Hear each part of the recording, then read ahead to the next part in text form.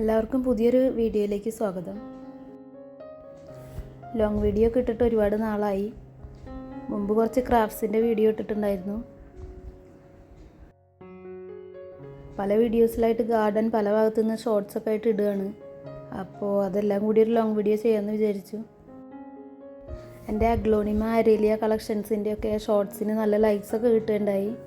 എല്ലാവർക്കും താങ്ക്സ്. എല്ലാം കൂടി ഒരുമിച്ച് കാണിക്കണമെന്ന് വിചാരിച്ചതാണ്. പിന്നെ പല ബുദ്ധിമുട്ടുകളുകൊണ്ട് വീഡിയോ എടുക്കാൻ പറ്റാതെയൊക്കെ ആയിട്ട് അങ്ങനെ ഇട്ടതാണ്. ക്രാഫ്റ്റ്സിൻ്റെ വീഡിയോ ആയിരിക്കും ചാനലിൽ കൂടുതൽ നിങ്ങൾ കണ്ടിട്ടുണ്ടാവുക. അഗ്ലോണിമയുടെ ചെറിയൊരു തൈ കൊണ്ട് ഉണ്ടാക്കിയെടുത്തതാണ് ഈ കാണുന്ന അഗ്ലോണിമ തൈകളെല്ലാം. ഇത് പറഞ്ഞു കഴിഞ്ഞാൽ ആരും പെട്ടെന്ന് വിശ്വസിക്കുന്നൊന്നുമില്ല.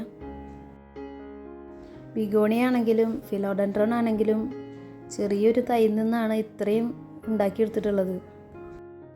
ഈ അരേലിയ ചെടി കണ്ടോ? നമ്മൾ പലരും അരേലിയ കട്ട് ചെയ്യാൻ മടിച്ചിട്ട് ലോങ്ങായിട്ട് വളർത്തും. അതാണെങ്കിൽ ഒരു മീഡിയം ഹൈറ്റ് കഴിഞ്ഞാൽ പിന്നെ ചെരിഞ്ഞ് വീഴുക അങ്ങനത്തെ പ്രശ്നങ്ങളൊക്കെ ഉണ്ടാവും. ഇതുപോലെ ഒന്ന് കട്ട് ചെയ്ത് നിർത്തി കഴിഞ്ഞാൽ നല്ല രസമായിരിക്കും. അരേലിയ തന്നെ എൻ്റെ അടുത്ത് പല വെറൈറ്റി ഉണ്ടായിരുന്നു. ഞാൻ പല രീതിയിലാണ് അത് വെച്ചിട്ടുള്ളത്. നിറമുള്ളവരെ ഇല പോലും വെറുതെ വിടാതെയാണ് നമ്മൾ ഗാർഡനിൽ വെച്ചിട്ടുള്ളത്. ആമ്പൽക്കുളത്തിൽ ചെറിയൊരു ഫംഗൽ പ്രശ്നം വന്നിട്ട് ഇപ്പോൾ കുറച്ച് പ്രശ്നമായിട്ടിരിക്കുകയാണ്. പൂക്കളൊന്നും വിരിയാറില്ല. മുമ്പ് ഞാൻ ആമ്പൽക്കുളത്തിൻ്റെ മാത്രമായിട്ട് വീഡിയോ ഇട്ടിട്ടുണ്ടായിരുന്നു. ഇഷ്ടംപോലെ പൂക്കളായിട്ട്. ആമ്പൽക്കുളം നിറയെ പൂ വിരിഞ്ഞ് നിൽക്കുന്നത് കാണാൻ നല്ല ഭംഗി തന്നെയായിരുന്നു. പൂക്കളെല്ലാം ഇപ്പോൾ വാടിപ്പോയി. ഫംഗൽ പ്രശ്നം കൊണ്ട് ഇലകളും ചീഞ്ഞു തുടങ്ങുകയാണ്. അപ്പോൾ അതുകൊണ്ട് ആമ്പൽക്കുളം ക്ലീൻ ചെയ്ത് വീണ്ടും പുതിയ തൈകളൊക്കെ പല വെറൈറ്റി കളേഴ്സ് വെക്കാൻ നോക്കുന്നുണ്ട്. മണി പ്ലാന്റ് പിന്നെ പറയണ്ട, നമ്മുടെ വീട് മുഴുവൻ മണി പ്ലാന്റാണ്. ഇതിപ്പോൾ പ്രൂണിങ്ങിൻ്റെ ടൈം ആയതുകൊണ്ട് ബൊഗെയിൻവില്ല പ്രൂൺ ചെയ്ത് നിർത്തിയേക്കുകയാണ്. 2 വെറൈറ്റി ആന്തൂര്യങ്ങളുണ്ടെന്ന് ഞാൻ പറഞ്ഞല്ലോ. ഫ്ലവർ വന്നു കഴിഞ്ഞാൽ ഞാൻ നിങ്ങളെ കാണിക്കാം. ബാക്കി വരുന്ന അരിയലിയൊക്കെ ഇങ്ങനെ വെച്ച് പിടിപ്പിച്ചിരിക്കുകയാണ് വീടിൻ്റെ ചുറ്റും. കൂടുതൽ വരുന്ന ചെടിയൊന്നും ആവശ്യമില്ലാതെ കളയാറില്ല. ഗാർഡനിങ് ഇഷ്ടപ്പെട്ടവർക്ക് കൊടുക്കാറുണ്ട്. കുറച്ച് ബാക്കിയുള്ളതൊക്കെ വെച്ച് പിടിപ്പിക്കാറുണ്ട്.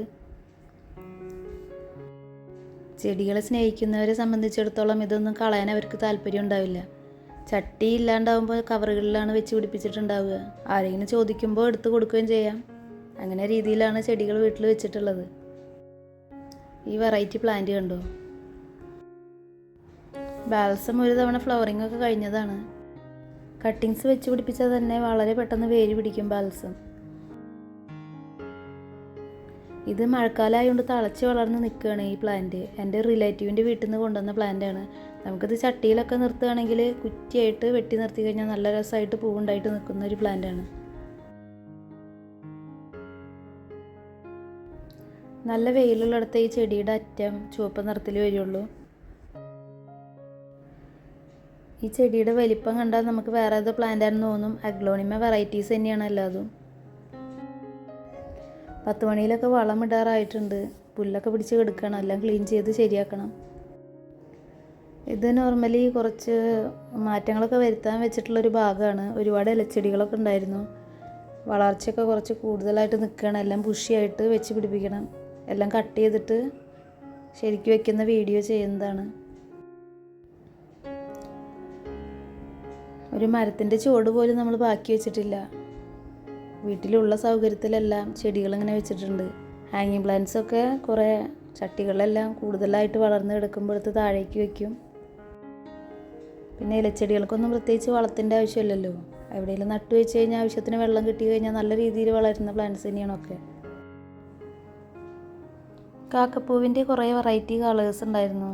അതൊക്കെ കുറേ വാടിപ്പോയി. ഇനിയിപ്പോൾ മഴ പെയ്തിട്ടുള്ളതിൽ കുറേ വിത്തുകളൊക്കെ മുളച്ചാൽ അതിലെല്ലാം നമുക്ക് തൈകളൊക്കെ തിരിച്ച് ലഭിക്കും. ഇത് ഗാർഡൻ്റെ ചെറിയൊരു ഭാഗമാണ്. വേറെ ഒരു സൈഡിൽ ഞാൻ വേറെ രീതിയിൽ ചെയ്തിട്ടുണ്ട്. അത് വേറൊരു വീഡിയോ ആയിട്ട് ചെയ്യാം. ആമ്പൽക്കുളം ഞാൻ പിന്നെ പറഞ്ഞില്ലേ, ഒന്ന് റീസെറ്റ് ചെയ്യാൻ സമയമായിട്ടുണ്ട്. പിന്നെ മഴക്കാലത്ത് പൊതുവെ ചെടികളൊക്കെ കേടുവരി തന്നെയാണ് ചെയ്യുക. എല്ലാവരും കരുതും നല്ല രീതിയിൽ ഉണ്ടാകുന്ന കാലമാണ് മഴക്കാലം എന്ന്. അത് വെറുതെയാണ്. മഴ കഴിഞ്ഞിട്ടുള്ള ഡേയ്സാണ് കൂടുതൽ നല്ലത് ചെടിക്ക്. കൂടുതൽ നല്ല രീതിയിൽ ചെടികളൊക്കെ സെറ്റ് ചെയ്ത് വെച്ച് കഴിഞ്ഞാൽ പിന്നീട് അവിടെ നിന്ന് നല്ല രീതിയിൽ ഫ്ലവറൊക്കെ ഉണ്ടാവുന്ന സീസൺ തന്നെയാണ്.